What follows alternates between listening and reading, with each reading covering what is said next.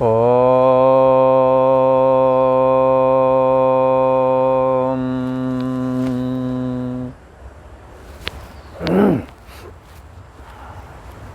श्री योग वासिष्ठ के स्थिति प्रकरण में श्री वशिष्ठ जी महाराज बोले, हे राम जी, जैसे समुद्र में और तरंग में, समुद्र में तरंगें बहुत होती हैं, तो वशिष्ठ जी महाराज कहते हैं समुद्र और तरंग में क्या अंतर है? कुछ भेद नहीं। समुद्र ही तरंग है, तरंग ही समुद्र है, कुछ भी भेद नहीं। ऐसे ही यहाँ कह रहे हैं कि जैसे इसमें भेद नहीं, तैसे ही राम जी आत्मा और जगत में, आत्मा और जगत में कुछ भेद नहीं। इतने प्रयास से जगत की मिथ्यात्व का निश्चय करते हैं, विषयों में दोष दृष्टि देखते हैं कि किसी तरह से संसार छूट जावे, और बाद में मिथ्यात्व दृष्टि का आश्रय करके दृढ़ वैराग्य धारण करते हैं। आत्मा का श्रवण मनन निध्यासन करके शरीर से परे इंद्रियों पर जाते हैं, इंद्रियों से परे प्राण और मन आदि पर आते हैं, और फिर बुद्धि पर, और फिर इसके बाद में ये सोने जागने वाली चेतना को भी जानने का बड़ा कठिन प्रयास है, ये कठिन साधना है। तब जाकर के सबसे अंतर में चैतन्य सत्ता आत्मा का बोध होता है, जो कि निर्गुण और निराकार है। श्री वशिष्ठ जी महाराज, जो कि ब्रह्म विद्या के अवतार हैं और साक्षात ब्रह्मा जी के पुत्र हैं, वो क्या कह रहे हैं? कह रहे हैं, हे राम जी, समुद्र और तरंग में जैसे कुछ भेद नहीं, ऐसे ही आत्मा और जगत में कुछ भेद नहीं। कहने का मतलब जगत जो है वही आत्मा है, आत्मा है वही जगत है। बोली ये तो बात समझ में नहीं आई है। वो तो बात वहाँ समझ में आ रही है कि समुद्र और तरंग में कुछ भेद नहीं, पर जगत में, देह और जगत में और आत्मा में कुछ भेद नहीं। ये बात वशिष्ठ जी ने जो कही है ये ऐसे ही है, हमें इसको समझना चाहिए। देह और जगत जो दिखता है, इसमें नाम रूप और क्रिया ये मायक है, अंदर में सत्य चेतन और आनंद सच्चिदानंद ब्रह्म समाया हुआ है। प्रक्रिया ग्रंथों में कहते हैं, अस्त भांत प्रिय सिंधु में नाम रूप जंजाल। अस्थि कहते हैं सत्य को, भांति कहते हैं चेतन को, प्रिय कहते हैं आनंद को। हर एक में ये समाया हुआ है। जैसे ये वस्तु है, ये बोले अस्त है का मतलब अस्थि, इसमें अस्थि का मतलब सत है। अगर सत ना होता इसमें तो ये वस्तु आधारहीन होती है, ऐसे ये दिखती नहीं।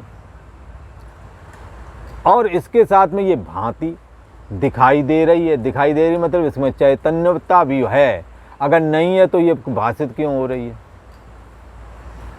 और इसमें क्या है, इसमें प्रियता भी है, क्योंकि ये लिखने के काम में आती है वस्तु, तो हमें प्रिय है या किसी को भी प्रिय होगी जब तक इसका मतलब इससे हल होगा। ये दो चीज़ें इस बात को इंगित करती हैं कि सत्य स्वरूप परमात्मा, चेतन स्वरूप और आनंद स्वरूप सच्चिदानंद ब्रह्म यहाँ पर आधार करके, आधार और अधिष्ठान दो तरह से परमात्मा को इंगित करते हैं। जहाँ अंतःकरण होता है वहाँ अधिष्ठान बोलते हैं, जहाँ जड़ वस्तु होते हैं उसको आधार बोलते हैं। अधिष्ठान जहाँ होता है वहाँ अंतःकरण होता है, अंतःकरण का अधिष्ठान आत्मा बनता है। पर यहाँ अंतःकरण तो है नहीं, और ब्रह्म से परमात्मा से अछूती कोई जगह नहीं है। ऐसी कोई जगह नहीं जहाँ परमात्मा अथवा आत्मसत्ता या ब्रह्म सत्ता, कुछ भी नाम ले दो, ये ब्रह्म सत्ता इस हर जगह है। ऐसी कोई जगह नहीं जहाँ ये हो ना। जहाँ ये नहीं होगी वहाँ अन्यता प्राप्त होगी, पर ऐसा संभव नहीं। तो अस्थि, भांति और प्रिय, ये पेन है, पेन दिख रहा है, और पेन प्रिय है, हमारे काम का है। इसका मतलब है इसमें अस्थि भांति प्रिय तीनों आगे, सच्चिदानंद तो आ गया। कैसा है ये? आधार बना हुआ है, अंतःकरण इसमें है नहीं, वरना इसे भी लगता मैं हूँ। इस शरीर भी जड़ है, पर इसमें अंतःकरण फिट है, इसलिए यहाँ बोल रहे मैं हूँ, यहाँ नहीं बोल रहे हैं। और दोनों में एक ही चेतन समाया हुआ है, पर यहाँ पर अंतःकरण नहीं और यहाँ अंतःकरण है, इतना ही अंतर पड़ता है।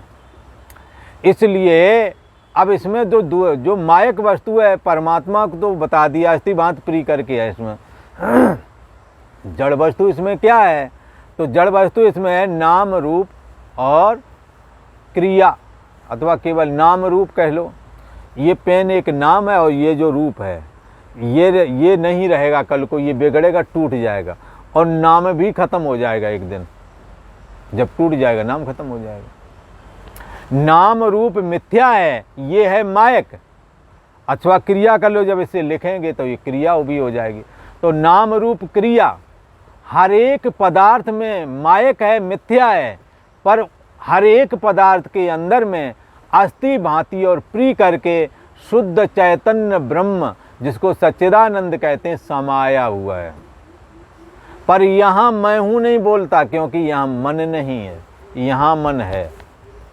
इसलिए यहाँ पर ये जो है मन प्रतिबिंब आत्मा को ग्रहण करता है, आत्मा के प्रतिबिंब को, जैसे लहर पानी के प्रतिबिंब को ग्रहण करती है। इसी रीति से मन आत्मा की सत्ता को ग्रहण करता है। लिहाजा मन इंद्रियों के माध्यम से मैं हूँ ये बोल पा रहा है, पर यहाँ नहीं है। यहाँ शुद्ध चेतन नाम रूप क्रिया का आधार बना हुआ है, और यहाँ पर शुद्ध चेतन नाम रूप क्रिया, ये नाम शरीर एक नाम है, ये एक रूप भी है, और इसमें जो हाथ पैर हिला रही है क्रिया है। इसमें चूँकि मन है, इसलिए यहाँ पर वही शुद्ध चेतन सच्चिदानंद ब्रह्म अधिष्ठान बना हुआ है, यहाँ आधार बना हुआ है। आधार जहाँ मन नहीं, फिर भी वस्तु को धारण किए, यहाँ मन नहीं, वस्तु धारण किए अस्थि भांति प्रिय करके। नाम रूप इसका मिथ्या, ये माया का बनाया हुआ है। माया के बनाई पृथ्वी है, पृथ्वी के पद पदार्थ छाँट छूट के इसके प्लास्टिक निकाली गई है, ठीक है ना। ऐसे ये शरीर में भी, शरीर भी जड़ है, पर इसमें मन फिट कर दिया है।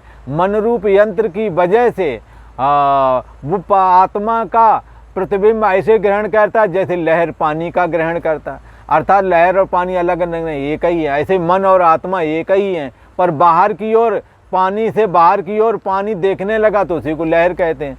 ऐसे चैतन्य सत्ता आत्मा जब इंद्रियों के थ्रू मन के माध्यम से इंद्रियों के थ्रू देह और जगत में गया, तो उस चैतन्य सत्ता आत्मा को ही मन कह दिया भला। इसलिए मन तू ज्योति स्वरूप है, अपना मूल पहचान, तुम अपने मूल की ओर जा।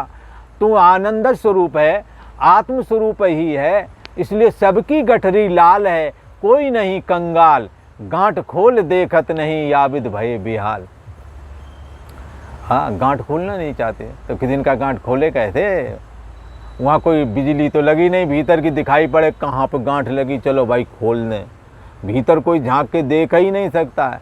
ऑपरेशन के द्वारा डॉक्टर देखते हैं तो हम मांस में पिंड के अलावा कुछ दिखता नहीं है, और तुम्हारी हिम्मत नहीं कि तुम चले जाओ, क्योंकि इंद्रियां सब बाहर की ओर हैं। इसलिए भीतर घट भीतर घोर अंधेरा है। ज्ञान के प्रकाश के द्वारा वहाँ उजाला होता है, और बाहर इंद्रियां देख रही होगी, अंदर का उसे ज्ञान हो जाएगा। इसलिए कहावत कहते हैं, बाबारे जमाने, कहीं पर नजरें तो कहीं पर निशाने। जैसे हमें अपना मुख देखना हो तो कहाँ पर नजरें लगाएंगे? शीशे पर। और निशाना कहाँ लगाएंगे? यहाँ पर। शीशे की ओर देखेंगे और इस चेहरे का निश्चय करेंगे जो कि गर्दन ऊपर है, शीशा वाले मुख को देखेंगे। ऐसे ही इन बहिर्मुख इंद्रियों के द्वारा विषयों को जानेंगे। निश्चय क्या करेंगे? विषयों को और इंद्रियों को कौन जान रहा है? कोई जानने वाला भीतर है। मन को जान रहे होवेंगे, मन की संकल्प विकल्प को हम देख रहे होंगे, तो ये देखने वाला कौन है? जो मन को जानता है। ये सोने जागने वाली चेतना को कौन जानता है? जो जानता है उसका नाम ब्रह्म है, उसका नाम आत्मा है। यहाँ कहते हैं, श्री वशिष्ठ जी महाराज कहते हैं, हे राम जी, आत्मा और जगत में कुछ भेद नहीं, आत्मा ही जगत के रूप में दिख रहा है, वही रूप है, सब आत्म स्वरूप ही है। जैसे दूध घृत रूप हो जाता है, घड़ा पृथ्वी रूप होता है और रेशम धागा रूप होता है, तैसे ही राम जी ये जगत आत्म रूप है। जगत कैसा है? आत्म स्वरूप ही है। हे राम जी, जैसे बट धान्य वृक्ष रूप हो भाषित होता है, बरगद का बीज, बट धान्य माने बरगद का बीज, वृक्ष रूप होकर के दिखने लगता है, और समुद्र तरंग रूप होकर के भाषित होता है, तैसे ही राम जी आत्मा जगत रूप होकर के भाषित होने लगा है। इसलिए जगत और कुछ वस्तु नहीं, आत्मा की अभिव्यक्ति ही जगदाकार होकर के भाषित हो रही है। हे राम जी, इन दृष्टांतों का हम जो दे रहे हैं, समस्त हर एक समस्त अंश में से ग्रहण नहीं करना। दृष्टांत कुछ एक अंश में ही घटित होता है, दृष्टांत सर्व अंश में नहीं घटित होता है। इसलिए जिस अंश में घटित होता है उसी को धारण करके शुद्ध ब्रह्म का चिंतन करना चाहिए, ना कि ये दृष्टांत ऐसे कैसे वैसे कैसे व्यर्थ की ही किम इदम में लग जाओ और जानने योग तत्व को ना जान करके तर्क में ही रह जाओगे। इसलिए इन जो हमने दृष्टांत दिए हैं राम जी, उन दृष्टांतों में सिद्धांत को समझने के लिए किसी एक अंग को ही स्वीकार करना चाहिए। सर्वांश में दृष्टांत नहीं घटता है। कारण कार्य भाव ना लेना राम जी, क्योंकि आत्मा में ना कोई करता है और ना ही कोई भोक्ता भाव है। आत्मा में ना कोई विनाश होता है और ना कोई उत्पत्ति होती है। हे राम जी, केवल आत्म तत्व सबकी बुद्धि का साक्षी होकर के निरामय और अद्भुत अपने स्वभाव सत्ता में स्थित है, अपने आप स्थित है। कैसे स्थित है? स्वमहिमा, अपनी महिमा में स्थित है। इस अविनाशी आत्मा का कोई भी विनाश नहीं कर सकता राम जी। यह जगत आत्मा का प्रकाश है। जैसे दीपक और प्रकाश, जैसे दीपक और सूर्य का प्रकाश, जैसे पुष्प का स्वभाव सुगंध होता है, ऐसे ही राम जी आत्मा का स्वभाव ये जगत है। जैसे सोने का स्वभाव आभूषण होकर के दिखता है, ऐसे चैतन्य सत्ता आत्मा का स्वभाव ये देह और जगत होकर के भाषित होता है। हे राम जी, किसी कारण कार्य से ये जगत नहीं हुआ है, अकारण ही भाषित हो गया है। काकताली न्याय से किसी ने ताली बजा दी, ऊपर बैठा था कौआ, भाग गया। लोग कहने लगे इसने ताली बजाई इसलिए कौआ भागा है, पर सच्चाई ये नहीं थी। कौआ भगाने के लिए उसने ताली बजाई नहीं थी, वो तो कौआ ऊपर छत की मुड़गारी पर, छज्जे पर बैठा था, काँव काँव कर रहा था। उसने अपने किसी कारण ताली बजाई, उड़ गया कौआ। तो बोले कौआ को उड़ाने की दवा है क्या? ताली मार दो, ताली लगाओ। ये कौआ स्वाभाविक ही उड़ गया है, ताली तो उसने तो कहते हैं कि यह जगत आत्मा का प्रकाश है। जैसे दीपक सूर्य का प्रकाश है, जैसे पुष्प का स्वभाव सुगंध है, ऐसे ही आत्मा का स्वभाव राम जी ये जगत है। किसी कारण से नहीं हुआ जगत, अकारण ही आत्मा में प्रतिफलित हुआ है। जगत आत्मा का स्वभाव आभास मात्र है। हे राम जी, आत्मा से भिन्न कुछ नहीं है। जैसे पवन का स्वभाव स्पंदन रूप होता है और एक स्वभाव निस्पंदन रूप भी होता है। चलती हुई वायु के दो रूप होते हैं, एक फुरना रूप वायु और एक फुरना से रहित निस्पंद रूप वायु।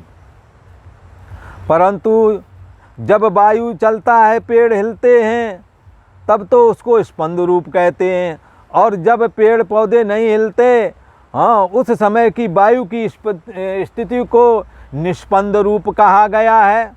तब वायु दिखाई नहीं पड़ता पर वायु होता है।